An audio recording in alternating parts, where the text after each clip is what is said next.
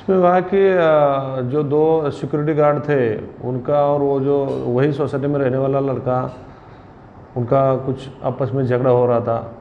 वो भी रात को थोड़ा लेट वेट आता था, तो उसकी वजह से उनसे दोनों में अनबन थी। तो जिस दिन इंसिडेंस हुआ उस दिन वो लड़का रात को 12:15 के आसपास वो सोसाइटी में आता है और फिर वापस जाके सिक्योरिटी केबिन के उधर जाके वो बैठता है। तो वहाँ जो सिक्योरिटी गार्ड थे दोनों, उसमें से जो अमित तिवारी करके जो सिक्योरिटी का नाम बताया जाता था, उसने सीधा उसके ऊपर चाकू से हमला कर दिया और एक चेस्ट में और फिर पेट में ऐसा चाकू डाल दिया। तो उसका जो सब कुछ वो बाहर निकलने आया था, तो भाग रहा था, तो उधर जाके वो गिर गया। तो सोसाइटी के लोग जैसे नीचे आ गए, तब तक ये दोनों भी सिक्योरिटी गार्ड थे वहाँ से वो भाग गए थे। उसमें से एक पहला जो गार्ड था उसको 3-4 दिन के बाद सुभाष पांडे को हमने क्राइम ब्रांच की मदद से अरेस्ट किया था। उसको अरेस्ट करके उसकी कस्टडी में था। तो उसके इंट्रोगेशन से इसका जो दूसरा सिक्योरिटी गार्ड था उसका कोई डिटेल्स सिक्योरिटी एजेंसी पास भी नहीं था और सोसाइटी के पास भी नहीं था। तो उसका नाम अमित तिवारी बताया गया है एफआईआर में, लेकिन उसका कोई मोबाइल नंबर नहीं था, कुछ भी नहीं था। तो इस हिसाब से उसको ऐसा इंट्रोगेशन करके तो उसने बताया था कि मेरे को एक जो सुभाष पांडे था उसने बताया कि भाई मेरे को एक कॉल आया था ये जो अमित के नाम से। तो वो नंबर उसको याद नहीं था। तो हमने वो सब टेक्निकल एविडेंस सब कलेक्ट करके ये नंबर को ढूंढा और फिर हमको एक जुहू मुंबई का एड्रेस मिला था। उस हिसाब से हमने वो टीम भेज दी और वहाँ ये इधर से नौकरी छोड़ के फिर उधर काम पे लग गया था। तो उसको लाया तो उसका असली नाम अमित कुमार सौरभ है, वो ना कि तिवारी।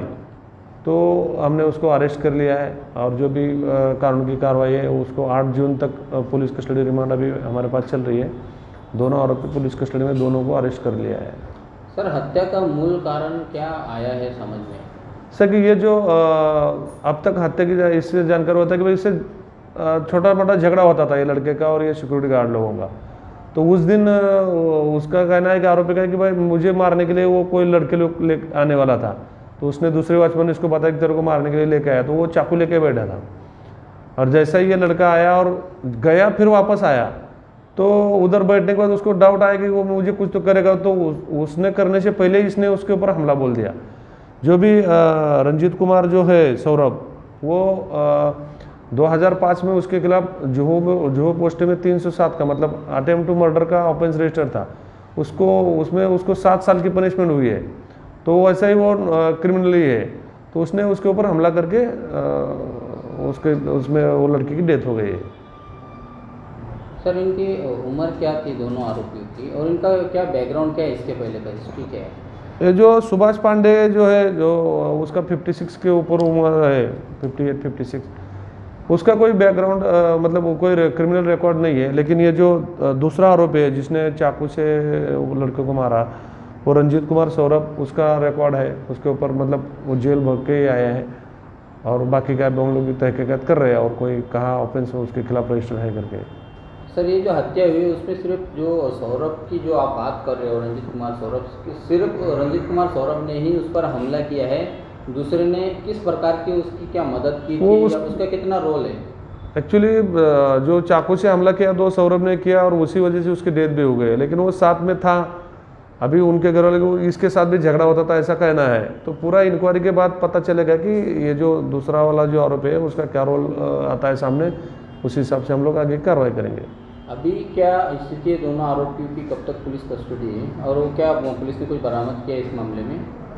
8 जून तक पुलिस कस्टडी रिमांड है दोनों आरोपी की और फिलहाल हमारे कस्टडी में है। जो भी एविडेंस हम लोग कलेक्ट कर रहे हैं वो हमारे पास उपलब्ध है अभी। दोनों वॉचमैन का रिश्ता दोनों, हाँ, आपस में इनकी कोई जान पहचान कोई रिश्ते में? ये जो सुभाष पांडे है वो बहुत दिन से इधर अपने मिरावट में काम कर रहा है। लेकिन ये रंजीत कुमार सौरभ जो है, जिसका नाम अमित तिवारी बताया है, वो अमित रंजीत कुमार सौरभ, तो वो अभी नया आया था 3-4 महीने पहले ही।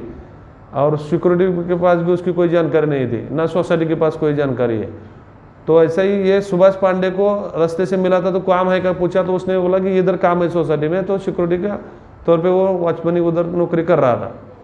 मतलब हम लोग इसी जरिए से सभी सोसाइटी को भी रिक्वेस्ट हम लोग करना चाहते हैं और सिक्योरिटी एजेंसी को भी रिक्वेस्ट करना चाहिए सिक्योरिटी एजेंसी तो अपने पैसे के लिए किसी को भी रख सकती है, लेकिन सोसाइटी लाखों रुपए पेड करती है उनको, तो सोसाइटी ने कम से कम जो भी वॉचमैन उनके उधर सिक्योरिटी कर रहा है उसका पूरा बायोडाटा सोसाइटी के पास होना चाहिए, मोबाइल नंबर के साथ, आधार कार्ड, सभी जो भी डॉक्यूमेंट उनके हैं तो वो जेरॉक्स सेट लगा के रखना चाहिए। और सभी सोसाइटी को मैं आपके ज़रिए निवेदन करता हूँ कि जो भी वॉचमैन आपके पास काम कर रहे हैं, हालांकि वॉचमैन क्या डेली चेंज नहीं होते, वही रिपीटेशन है, तो उनका सब डाटा सिक्योरिटी एजेंसी के पास होता है नहीं होता है वो बिना उसके हिचक के आप अपने पास रखो। और कभी भी कुछ ऐसा इंसिडेंट होता है तो तुरंत आपको सब डॉक्यूमेंट उपलब्ध होना चाहिए। अभी जैसे इसमें कुछ भी नहीं था, ना सोसाइटी के पास कुछ है आरोपी का, ना सिक्योरिटी एजेंसी के पास है। बाद में आगे की कार्रवाई हो जाएगी। अभी सिक्योरिटी का जो लाइसेंस है उसको तो रद्द करने के लिए मैं प्रस्ताव भेजने वाला हूँ, लेकिन इंसिडेंट होने के बाद ये सब को याद आना, तो इंसिडेंट होने से पहले भी सभी लोगों ने प्रिकॉशन लेना जरूरी है।